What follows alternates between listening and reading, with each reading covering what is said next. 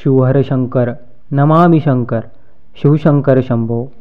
हे गिरिजापती भवानी शंकर शिवशंकर शंभो। नमस्कार स्वामी भक्तांनो, स्वागत आहे तुमचं आपले श्री स्वामी समर्थ भक्त या यूट्यूब चॅनलमध्ये। स्वामी भक्तांनो, श्री स्वामी समर्थ महाराजांचा संदेश आपण ऐकणार आहोत। त्या अगोदर जर तुम्ही या चॅनलवर नवीन असाल, चॅनलला जरूर सबस्क्राईब करा। कमेंट बॉक्समध्ये श्री स्वामी समर्थ असे टाईप करा। चला मग सुरुवात करूया। स्वामी म्हणतात, सगळ्यात सुंदर नाते हे दोन डोळ्यांचे असते।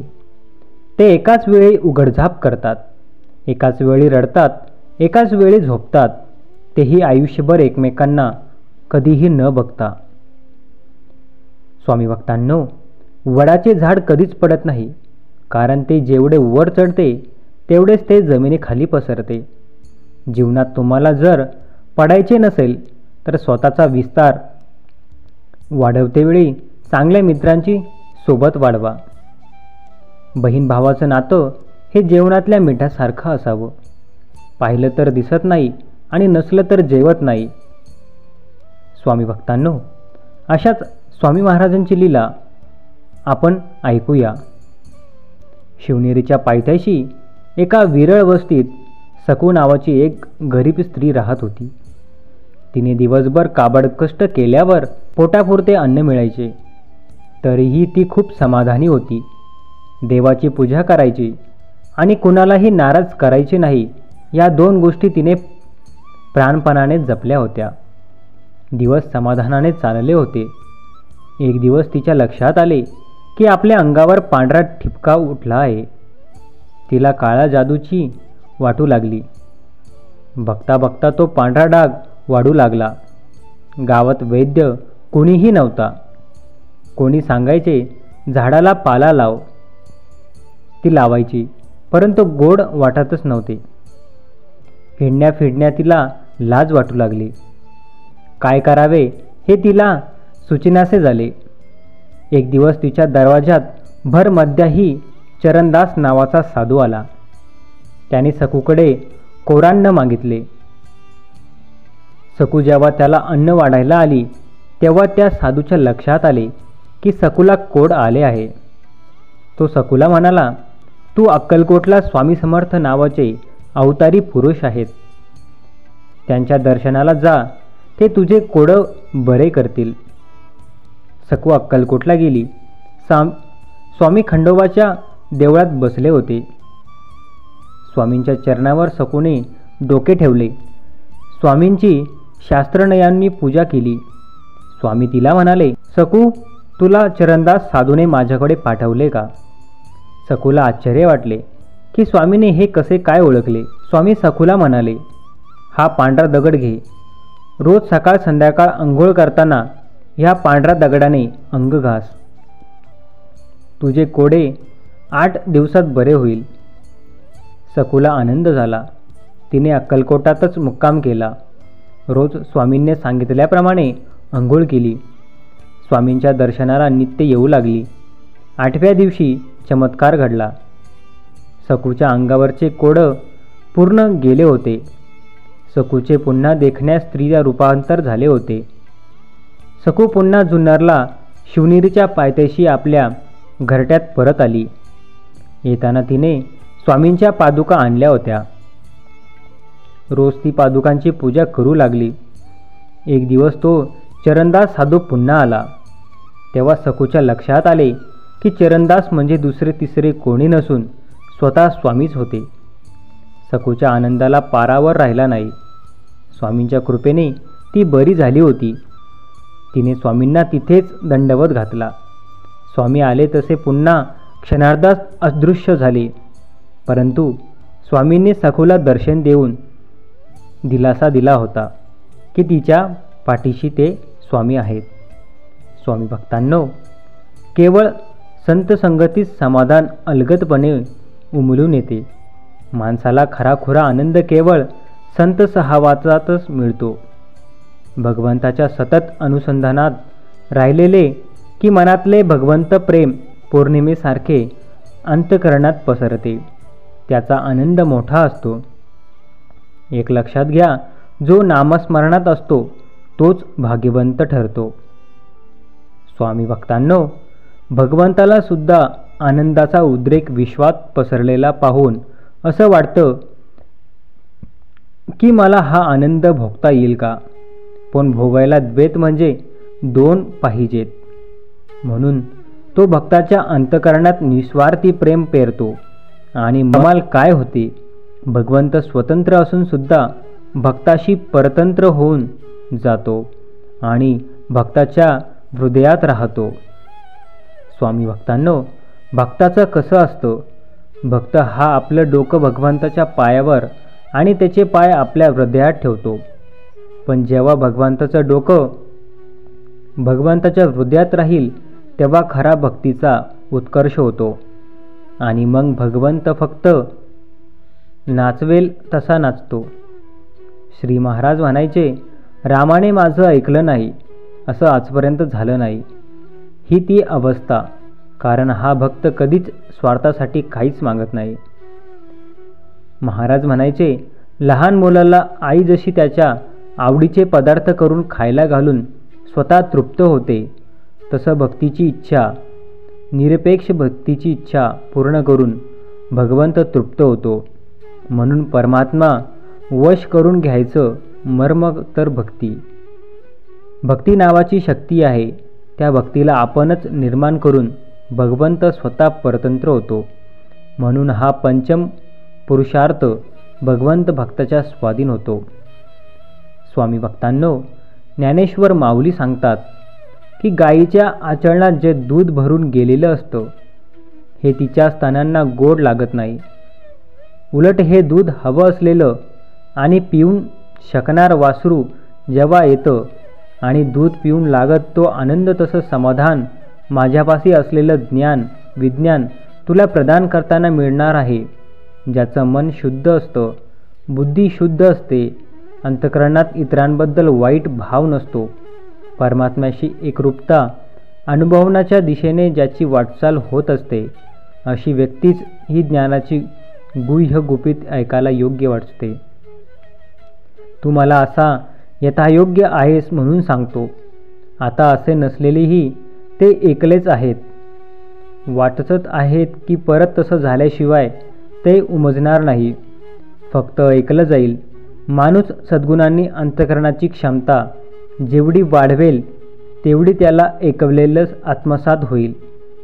संयम, श्रद्धा आणि सातत्य हेच अलौकिक जीवन जगण्याची उर्मी देतात. गणिताच्या उत्तरासारखी आम्ही आयुष्याकडून अपेक्षा करतो आणि जास्त क्लिष्ट करून घेतो. भूगोलशास्त्र सांगते की सर्व ग्रह हे संपूर्ण सूर्यनारायणाच्या गुरुत्वाकर्षणाची ग्रहमंडळात फिरत असतात. तेव्हा ते कशाला पृथ्वीवर येऊन माणसांना क्लेश देणार? आपले पूर्व ग्रह म्हणजे संचित कर्मे शुभ अशुभ प्रारब्ध घडवतात. नको असलेले शत्रू आपल्याला अनुभवाच्या गोडीटीत संचित करून जमा होतात व वाटचालीच्या प्रत्येक टप्प्यावर अडथळा आणण्यासाठी टपून बसतात. केवळ आल्यावर ते जगण्यात अडथळा निर्माण करतात आणि मग खिन्नपणे आपण त्याला नशीब म्हणून दोष देतो. असे दोष देणे म्हणजे स्वतःला तात्पुरते समाधानी करीत कुरवाळणे आहे. या संपूर्ण तत्वाचा अर्थ इतकाच की पूर्वसंचित आणि नशीब हे आपणच निर्माण करतो आणि घडवू शकतो. त्याकरिता जागृतपणे जीवनाकडे पाहत वाटचाल करायला हवी. ठामपणे निर्माण घेणे, उत्तर शोधणे, मला पुढेच गेले पाहिजे असे कृतिशील जगणे म्हणजे झाले. श्री स्वामी समर्थ महाराज म्हणतात, इतकं प्रामाणिक आयुष्य जगावं की स्वतः स्वामींनी आपल्या भक्तीला सन्मान द्यावा. एखाद्या गोष्टीची कल्पना जरी आपल्या मनी आली तर ती अवघड गोष्ट सहज अलगदपणे आपल्या झोळीत टाकली पाहिजे. निस्वार्थपणे जिथे भावना व्यक्त करून मन निर्माळ होते, आपल्या सर्व इच्छा आकांक्षा पूर्ण होतात, ते स्थान म्हणजे स्वामींचे वंदनीय चरण स्पर्श होय. दही घुसळ्यावर लोणी मिळते, तसं पाहिलं तर लोणी दह्यातच लपलेलं असते. पण त्याला बाहेर काढण्यासाठी मंथन उसळण आवश्यक असते, मगच लोण्यातून अस्सल तूप मिळते. अगदी याचप्रमाणे आत्ममंथनातून, मनाच्या घुसळीतून आपल्याला आत्मपरिवर्तन करता येते. आत्ममंथन म्हणजे स्ववर मनन चिंतन करणे. प्रगत आणि स्थितप्रज्ञ होण्याचा मार्ग म्हणजे आत्ममंथन होय. जीवनात वेगवेगळे नातेसंबंध जपण्यासाठी प्रत्येकाने आत्ममंथन करायला हवे, कारण रवी आपल्यातच असतात. जीवनातील कडूगोड अनुभवातून आपण शिकतच असतो, पण कोणतीही ठेच न लागता आत्ममंथनाच्या शक्तीच्या आधारे आपण बोध प्राप्त करत येतो. आत्ममंथन करून स्वयंपूर्ण स्वयंसंधी होऊ शकतो. अंतर्मुख होऊन आत्मनिरीक्षण करण्याची कला सद्गुणांच्याच सानिध्यात सहजतेने शिकतात आणि अभ्यासात येते. अंतर्मुख झाल्याशिवाय माणसाला आंतरिक आवाज ऐकता येत नाही. प्रत्येकात सहज बुद्धी असतेच, पण बाह्याच्या भौतिकाच्या प्रभावामुळे आणि त्यासाठी सुरू असलेल्या अखंड धडपडीमुळे या आंतरिक सूक्ष्म बुद्धीवर जणू माती पडली आहे. सद्गुरूच्या बोधानुरूप जगण्याचा प्रयत्न सुरू केला. त्याच्या जगण्यासाठी सहजतेचे निरीक्षण करू लागलो. जीवनातील चढउताराकडे स्थिरचित्त होऊन कसं पाहावं आणि संकटांना कसं सामोरं जावं हे त्यांच्या चरित्रातून जाणलं तरी हळूहळू आपल्या अंतरंगातली सद्विवेक बुद्धी जागी होऊ लागते. ती जागा झाल्यावरच आत्म्याची इच्छा समजून येते. स्वामी म्हणतात, भिवू नकोस, मी तुझ्या पाठीशी आहे. स्वामी समर्थांच्या ध्येय सिद्धांताची शिकवण साधनेने रुजवली पाहिजे. जणू परमात्माच स्वामी समर्थांच्या मुखातून बोलतो आहे की कुठल्याही संकटात डगमगू नकोस, मी तुझे रक्षण करील. खरंच परमात्म्याच्या शक्तीवर पूर्ण श्रद्धा माणसाने ठेवावी, असा ह्या उद्धारातून गूढ अर्थ निघतो. सद्गुरू तर आताच आहेत, त्यांचे स्मरण होण्यासाठी नाम घ्यायचे. भगवंताचे प्रेम लाभण्यासाठी नामात श्रद्धा घालावी. भगवंताच्या नामाचे सदोदित स्मरण ठेवावे. त्यामुळेच संसार सहज सोपा होतो. नामाची सत्ता फार बलवत्तर आहे. जगात असे कोणतेही पाप नाही की जे नामासमोर राहू शकेल. परीस जसा लोखंडाला सोनं बनवतो, तसा साधकाला आपल्याप्रमाणे समर्थ बनवणं हेच सद्गुरुत्वाचं सामर्थ्य असतं. कर्मकौशल्य येणं हीच एकमेव गुरुकृपा. श्री सद्गुरूचं अंतरंग हे ज्ञानमय आहे. त्या अंतरंगात शिरण्याचा मार्ग सेवा हाच आहे. कर्म करत असताना कर्मफळाच्या साखळीतून सुटण्याचं ज्ञान प्राप्त करायचं असेल तर सद्गुरूंना सर्व भावे शरण जाणं आणि त्यांच्या बोधानुरूप जीवन जगणंच अनिवार्य आहे. आनंदी आनंद गडे, जिकडे तिकडे चोहीकडे, हे शाश्वत सत्य आहे. खरं तर आनंद सर्वत्र असतो, पण अंतरंगात आनंद असेल तरच तो अनुभवायला येतो. आनंदाचं नातं फक्त आनंदाशी जुळते. आनंद हा निखळ असेल तरच तो आनंद असतो. खरा असेल तरच तो अनुभवला येतो. स्वामी म्हणतात, माझ्या मार्गावर चालताना तू फक्त माझ्यावर आणि माझ्या नियोजनावर विश्वास ठेव. तलवाराच्या काठावर एक मच्छीमार हुक घेऊन बसला होता. बराच वेळ झाला तरी हुकवर एकही मासा अडकला नाही. काही हालचालही झाली नाही, म्हणून तो विचार करू लागला, असं होऊन शकतं की मी हुक चुकीच्या ठिकाणी लावला असेल. इथं एकही मासा नसेल. त्याने तलवारात डोकावून पाहिले आणि त्याच्या हुकभोवती बरेच मासे असल्याचे पाहिले. इतके मासे असूनही एकही मासा अडकला नाही, याचे त्याला फार आश्चर्य वाटले. स्वामी भक्तांनो, एका वाटसरूने हे दृश्य पाहिल्यावर तो त्याला म्हणाला, भाऊ, तू खूप दिवसांनी इथे मासेमारीसाठी आला आहेस असे वाटते. आता या तलवारीतील मासे अडकण्यामध्ये अडकत नाही. कोळ्याने आश्चर्याने विचारले, का? इथे काय आहे? प्रवासी म्हणाला, अलीकडेच तलावाच्या काठी एक महान साधू मुक्काम करत होते. त्यांनी येथे मौनाचे महत्त्व सांगितले.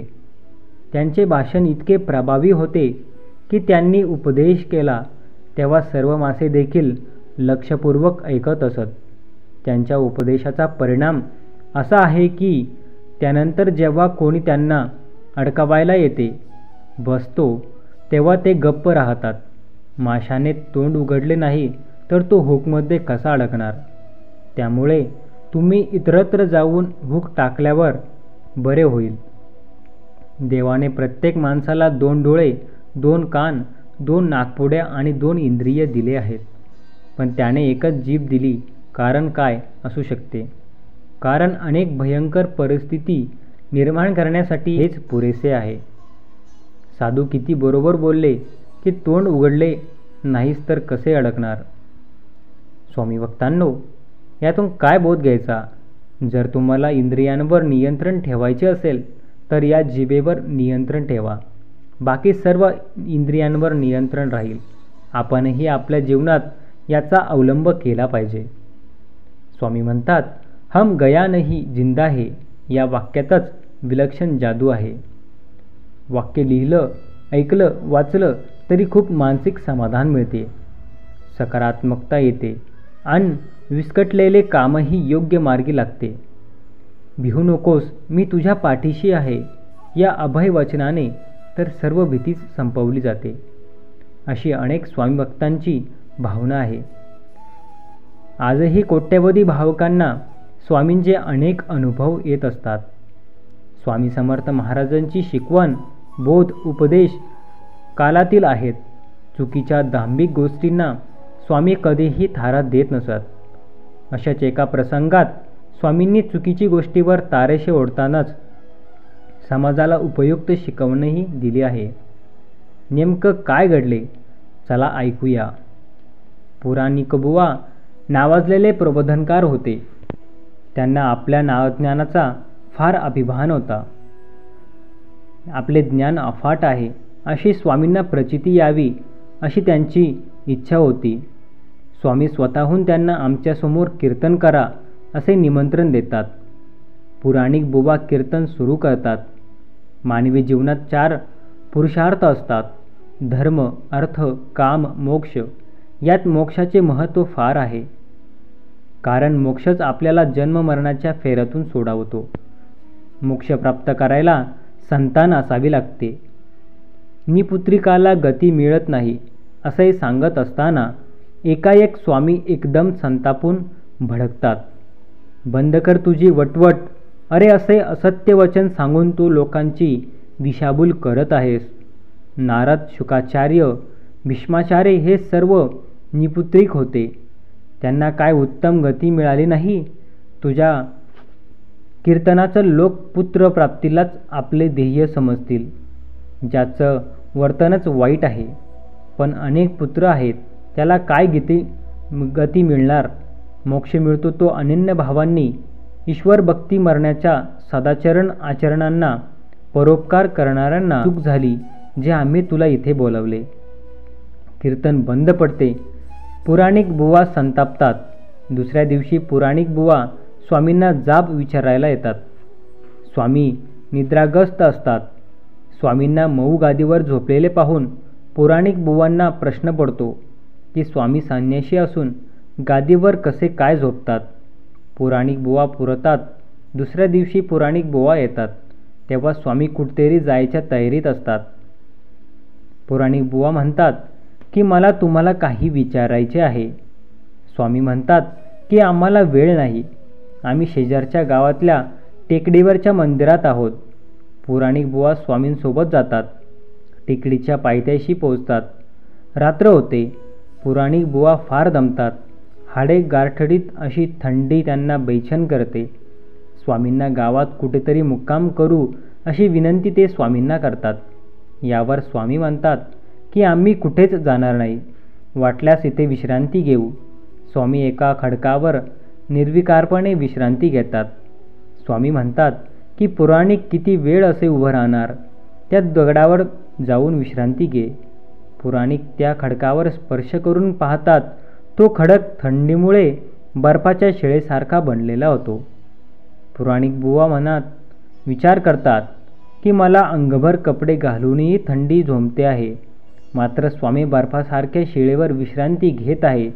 न राहून शेवटी पुराणिक बुवा स्वामींना विचारतात की अहो, एवढ्या थंड शिळेवर तुम्ही असे निर्विघ्न कसे झोपू शकतात. यावर स्वामी म्हणतात की अरे आम्ही संन्याशी, आम्हाला खडकावरच झोपले पाहिजे, मऊ गादीवर कशाला झोपायचे.